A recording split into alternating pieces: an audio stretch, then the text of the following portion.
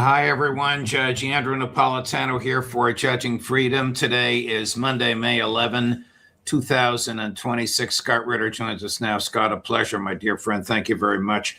I want to talk to you at some length about, Maverick has his own opinions, about how and why Iran has effectively defeated the United States and Israel. But before we get there, did Israel just violate the sovereign integrity of Iraq by just moving in and building a military facility on Iraq property? Well, they didn't just do it. This is a facility that's been in place well before the war. Some thought that it could have actually been active in the June conflict as well. But there's no doubt about it. The Iraqi government was neither conferenced in on this or consulted, or nor did they give their approval for this. So it's an absolute violation of sovereignty, of Iraqi sovereignty by the state of Israel. It's the kind of violation that normally results in a declaration of war.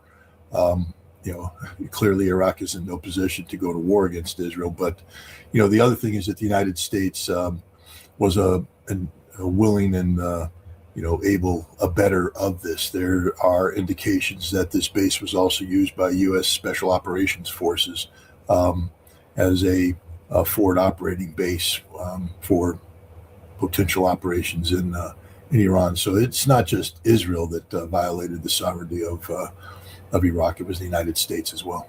Is this what happens when the President of the United States says, I have no need for international law, and the Secretary of Defense calls rules of war stupid? Unfortunately, this is what happens when any American president gets involved in wars of aggression. I'm not saying that we have done something of this scope and scale, but the United States does not respect the sovereignty of anybody when it comes to military operations. We've maintained secret operations facilities without the knowledge of governments in other countries before. But the problem here isn't so much that we're continuing past practice. When the president says that he doesn't care about international law, and when Hegseth speaks about more lethality, less legality, what we're talking about is straight up war crimes. The actions taken in Iran, with no restrictions that led to the slaughter of 165 Iranian school children, attacks on schools, hospitals, civilian installations, the murder of thousands of Iranian civilians by the United States.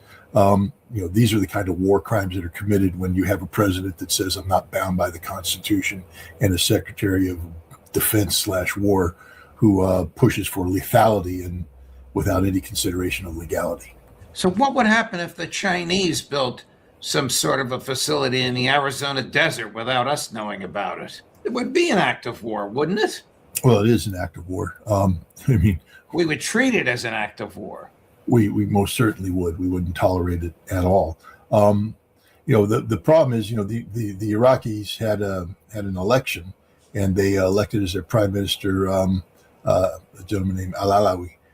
He was, previously a prime minister, and we rejected it. So they had an election, and we said no. So much for the defenders of democracy. The sooner we get driven out of Iraq, the better. I think the world has recognized, especially the Middle East, that the United States is a poison. And if you continue to allow the United States to have a presence, it's the equivalent of drinking from a cup of poison, and whatever sovereignty you have will die. In your view, did U.S. and Israeli military planners actually think they could achieve their goals?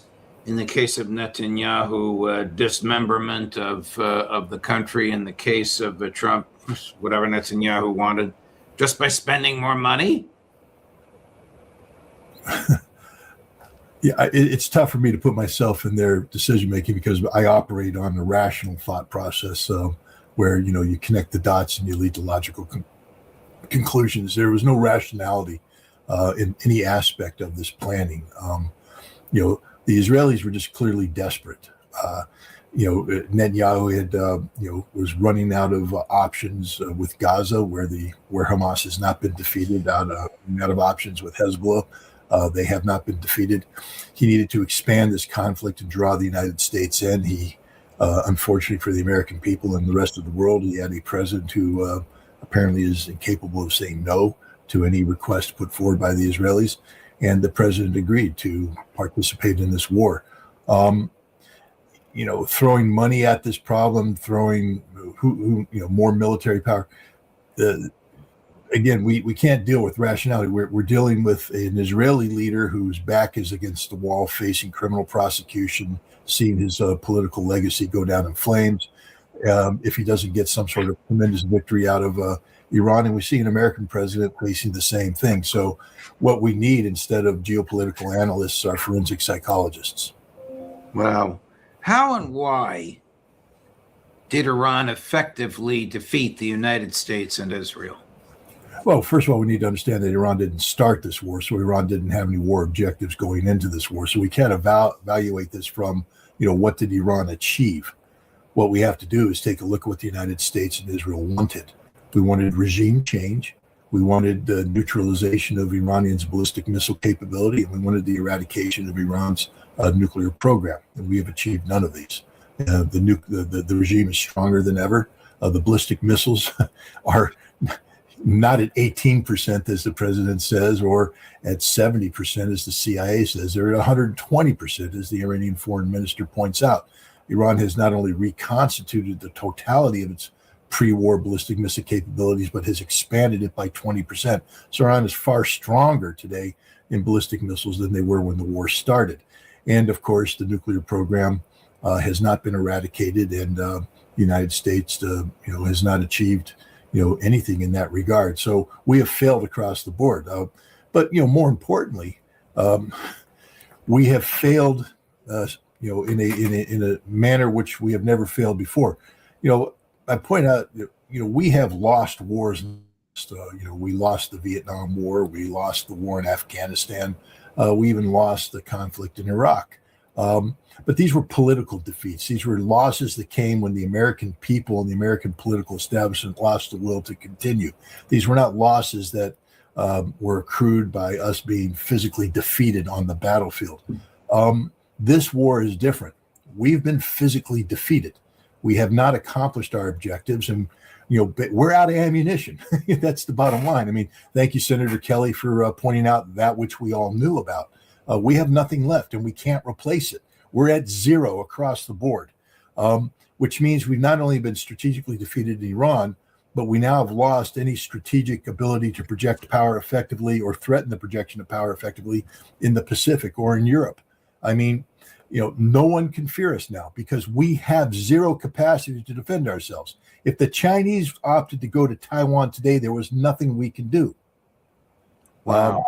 And the same thing, if the Russians made a push on Europe, there's nothing we can do. We have no standoff weapons. None. We have no missiles to defend, to shoot down.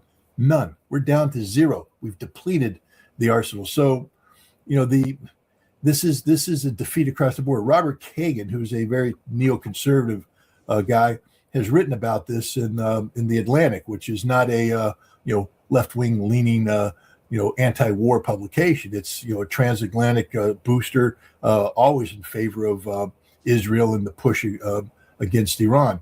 And he's come out and basically said what I just said, that this is a strategic defeat like anything we've ever suffered. Wow. Isn't he Mr. Victoria Nuland? He is Mr. Victoria Nuland. He's also the guy when Dick Cheney needed a pep talk, he was the guy that Dick Cheney called up. I mean, we are talking about, a hardcore neoconservative. And, he is saying this is a defeat unlike which the United States is. This is the kind of defeat that changes the global order. Does the Pentagon recognize that it is depleted, or do they still think that they could conduct a massive bombing raid, as Trump has been threatening as recently as last night, on Iran? No, they're the ones that gave Senator Kelly the briefing. They know what they know what the scorecard is. The irony is that Kelly and Hegseth had an exchange in the in the Senate just a little while ago, public exchange, where Hegseth all but acknowledged that we had drawn things down. But, he lied. He said we were going to rebuild, we could reconstitute, we were optimistic. The briefing that was given is the exact opposite of that. They are saying we've got nothing, literally nothing, and we can't rebuild. We don't have time to rebuild. We don't have the production capacity to rebuild. And in some cases, China controls the ability to rebuild, because China controls the technology we need to build these missiles. A lot of the components that we use are come from China. Irony. So literally, we're at zero and we have no capacity to rebuild. America has literally gutted itself from a military standpoint, and this is what rather than people are talking about the prosecution of Senator Kelly right now. We should applaud him for being honest, because we're being lied to by the administration. We're being lied to by the American president. We're being lied to by the Secretary of Defense /War. We're putting forward this face of strength when there is no strength. The American people deserve to have the truth told to them, especially about issues of war and peace. Alistair Crook told me this morning that the United States is the slowest of major countries in building equipment and resupplying and constructing ammunition. If that's true, why is that the case? Trump thinks he can buy anything. He wants $1.7 trillion for Hegseth to spend in the next year. Just remember this: Donald Trump knows nothing about the military, zero. And yet he's such an egomaniac that he continues to believe that his opinion matters. His opinion doesn't. And Pete Hegseth also knows nothing. He's just a cheerleader, a Fox News cheerleader. No offense, Judge, but no offense at all. So all the man does is cheerlead. The experts are the generals who have worked their way through the system, and they understand these how defense procurement goes. And Congress that has created this system. We have a defense industry now whose sole function is to make money for shareholders. They don't exist to produce weapons for the American warfighter. They don't. And the weapons we produce are outdated by the time we produce them. They don't work, and they just cost far more money than they're worth. We have a system where instead of having a prime contractor that can rapidly do turnaround, we take a weapon and we break it up and we parse it out to as many congressional districts as possible. So we spread load the largesse that's being put down there to put money in the pockets of constituents who then continue to support the specific representative in question. This is a money-making machine where they take U.S. taxpayer dollars and they flow it through the defense industry back into the communities. People might say that's good. For all the people out there going, I hate communism. We have the most communist system in the world, where we take the taxpayers' money and we put it through the military and flow it back in. It's government-funded economy. That's it. And it's not designed to produce weapons for the warfighter. It's designed to enrich people. We are incapable of quick turnaround, literally incapable. We have so many rules, regulations, etc. But there's also, that's not the issue. You could work on regulations. It's the way the system is worked. It's the desire. It's the underlying sentiment. The defense industry doesn't exist to protect you. People should know that. Lockheed Martin, Raytheon, these aren't people that are pro-American. They like to fly the American flag and paste it over everything and say, we're here for you. They're not. They're here to rob you blind and give you the worst weapons possible. If you think the Patriot missiles is good, look at its performance. It sucks. None of our weapons work. None of our weapons work the way they're supposed to. They are overhyped. And then we send our men and women into harm's way, and then we're shot. Stuff goes wrong, and pilots get shot down, and equipment breaks, and people run out of ammunition. The system's broke, Judge, and there's no way you can spend your way out of this. The $1.5 trillion, I promise you this, we will become weaker if we put that money into the system, because none of that money will be used where it needs to be used. It will all go into the pockets of the defense industry. Aren't there admirals and generals who know what you know, or has Hegseth fired them? No, they all know. But Judge, again, I don't mean to be too insulting of the admirals and generals today, but I put any one of them in front of me. You don't make 4 stars unless you cycle through defense industry. Okay. And now they all know that when they retire, they have a finite paycheck. I mean, it's nice if you want to live the middle class lifestyle, which I'm more than happy to do. But these guys, once you get 4-star general, you're used to the first class treatment. You're used to the big corporate jets. You're used to doors being open. You're used to people treating you nice. So when you retire, you want to get on as many boards as possible to be advising people. You want to be in a position to get on that Lockheed Martin board or other defense industry boards. That's how you make your money. That's how you become a millionaire. I watch generals do this all the time. And you know, the way it works now is by the time you get selected for lieutenant colonel, you're being selected for your potential to be absorbed by the system. You're not selected for lieutenant colonel because you're going to be an effective battalion commander, a good combat leader. No. We don't do that anymore. You're selected because you're a politician. You're willing to make the compromises. Then to get to colonel, you've already had to go through a defense industry cycle, and you've already sold your soul. And once they put on that first star, it's over. You're not there for the troops anymore. You're there for yourself. You're there for defense industry. You're there for the system. These generals suck. They should all be fired, and we should promote majors who have good combat records up, and because they can't do a worse job. We just need honest people anymore. We don't have honest leaders anymore. Not a single one of them are honest. Look at the boards that all of these retired generals sit on and tell me I'm wrong. You don't get to sit on these boards unless you sold your soul to the devil. If China decided to use military force to solidify its control over Taiwan, would the United States be in a position to resist? No. Our carrier battle groups will be sunk before they could get in range to launch the aircraft. Our aircraft will get shot down before they get anywhere near the Chinese coast. And we no longer have standoff weapons. All the weapons we were going to use to sit back and take out Chinese missile batteries and all that stuff, they're gone. We blew them in Iran. We don't have any more. So the Chinese, they'll just sit there and they'll saturate Taiwan with ballistic missiles, and the missile defense systems that are supposed to shoot them down don't work. The ones that do work, there is no ammunition for them, and it's over. Game match China. Fortunately, China doesn't want to do that. China doesn't want to destroy Taiwan. China wants to absorb Taiwan, which they should be able to do because of our one China policy. But the one China policy has always been a lie since it was promulgated to begin with. So, right. What leverage, or to use the language of the streets, what cards does Trump have for his meeting with President Xi on Friday? None whatsoever. None. He wanted, and I'm glad you brought China up because, everybody's talking about this Iran conflict as if it's a conflict that's been foisted on us by Israel, and it has been. And Israel, of course, pushed for it, and Trump said yes. But the people in the administration that said, this is a good idea, one of them was Scott Bessent, who's Secretary of Treasury.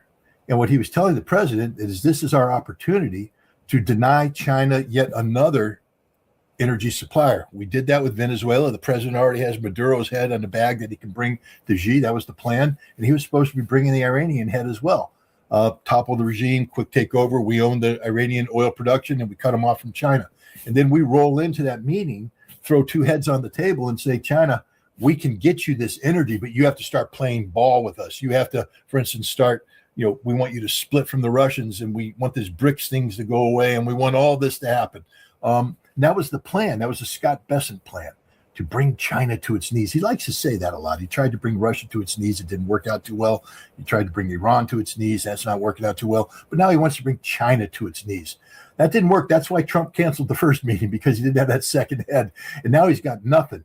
I mean, to give you an example of the humiliation the United States has suffered because of Scott Bessent and because of Marco Rubio and because of our Chinese policy, we, in the name of the Dunroe Doctrine, we told the Chinese they had to get out of Panama. We told the Panamanians they had to cancel the port management contracts they had with these companies. And Panama dutifully obeyed. And we said, we've removed China from the Americas. We're doing great. The Chinese went, all right, any company that does business in that port can't do business in China. You know how many companies do business in that port today? None. Zero. And that's a big problem right now because it's hurting Panama, it's hurting companies. But that's the leverage the Chinese have. if they understand now that they can tell the United States to pound sand, which they did. We put secondary sanctions on private Chinese oil refineries that were receiving Iranian oil. And Chinese government came in and said, ignore them, told the refinery, ignore them. Anybody who sanctions a Chinese refinery will get hit with counter sanctions. And that's what we told the United States. That's what China told the United States. We're ready to go to economic war. And that's where China is right now. Now they have the strategic advantage. The only thing that Trump can bring to the table right now is to tell the Chinese, how can we cooperate to bring an end to this so that we can get the oil flowing back to you and we can get the oil flowing and everything. Cooperate with the Chinese. That's 180 degrees from what he's been preaching his first year and a half in the White in this term. That's the only choice he has right now, because he has the only card he has to play is, we being the United States can lift the blockade and get oil flowing from the Strait of Hormuz if we get a deal with the Iranians, help us get a deal with the Iranians. And that, I think, is what they'll be focused on. Is President Putin attempting to resolve the U.S.-Israeli war with Iran or restrain Trump and Netanyahu, or both? Well, I think by restraining us, he's seeking to resolve it. The goal here is to bring it into the fighting, but also to create conditions for normalcy in the global energy markets, which is something Russia very much desires. All these people, Russia's raking in the money and all this stuff. Yeah, but Russia likes predictability. They like stability, and they need predictability and stability in the global energy market. So they also need the United States to not just stop waging war in Iran, but also stop facilitating the waging of conflict in Ukraine. Will do the Russians and the Chinese understand how bereft of effective military hardware and ammunition the United States is? Do the Iranians understand it? Well, I think everybody understands it. Why do you think the Iranians are just saying, go to hell? And the Russians aren't afraid of anything right now. They're not even afraid of nuclear weapons. This is where everybody needs to become very concerned right now.